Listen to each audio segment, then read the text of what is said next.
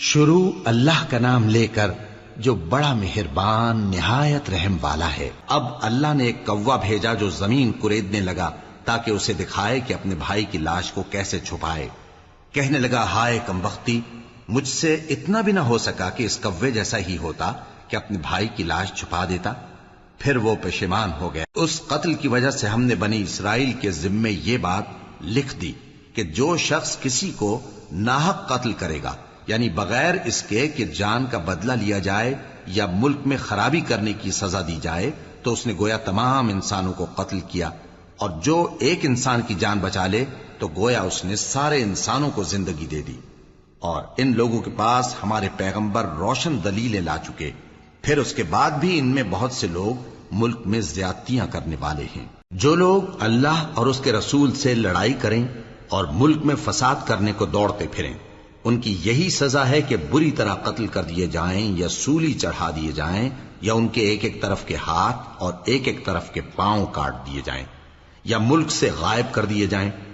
یہ تو دنیا میں ان کی رسوائی ہے، اور آخرت میں ان کے لیے بڑا بھاری عذاب تیار ہے۔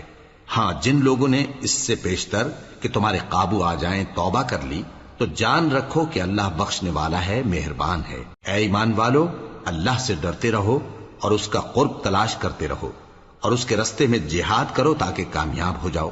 جو لوگ کافر ہیں، اگر ان کے پاس روئے زمین کا سب مال و متاع ہو اور اس کے ساتھ اسی قدر اور بھی ہو تاکہ قیامت کے روز عذاب سے بچنے کا بدلہ دیں، تو ان سے قبول نہیں کیا جائے گا، اور ان کو درد دینے والا عذاب ہوگا۔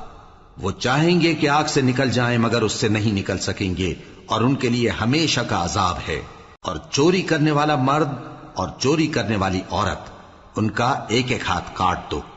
یہ ان کے کرتوتوں کی سزا اور اللہ کی طرف سے عبرت کے طور پر ہے، اور اللہ زبردست ہے، صاحب حکمت ہے۔ پھر جو شخص گناہ کے بعد توبہ کر لے اور نیکوکار ہو جائے تو اللہ اس کو معاف کر دے گا۔ کچھ شک نہیں کہ اللہ بڑا بخشنے والا ہے، بڑا مہربان ہے۔ کیا تم کو معلوم نہیں کہ آسمانوں اور زمین میں اللہ ہی کی سلطنت ہے، جس کو چاہے عذاب کرے اور جسے چاہے بخش دے، اور اللہ ہر چیز پر پوری طرح قادر ہے۔